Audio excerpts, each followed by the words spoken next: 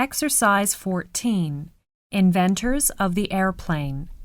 Now listen to the second part of the talk about the inventors of the airplane and fill in the missing information in the notes below.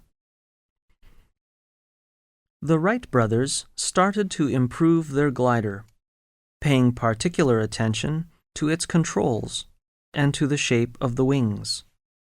The new glider was longer and had a tail, but they wanted to add power to their glider. The following year, their bicycle shop seemed more like an airplane shop. Orville designed an engine which they built and mounted on the glider to produce flying power. They also experimented with various designs for the all-important propellers. It was December when the Wright brothers' plane was ready for the flight. Orville climbed into the plane and started the motor. Wilbur was holding the end of one of the wings to keep the plane level. Slowly, the plane started forward. It gained speed and rose into the air. It moved swiftly upward, then downward, then upward again. It was not a smooth ride, but it was successful.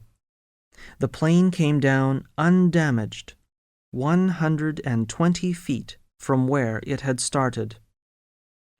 3 more flights were made that day. The longest was 852 feet, and the time in the air was 59 seconds. It was not a remarkable record, but it showed the Wright brothers that their plane was successful. Man had actually flown in an airplane. This was the beginning of the importance of the airplane. In 1912, after a few years of success, Wilbur died of typhoid fever when he was only 45.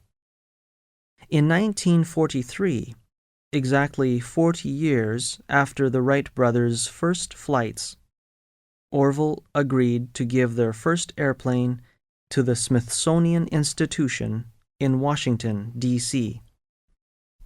On January 30th, 1948, Orville died at the age of 77 after a short illness. The Wright brothers will never be forgotten.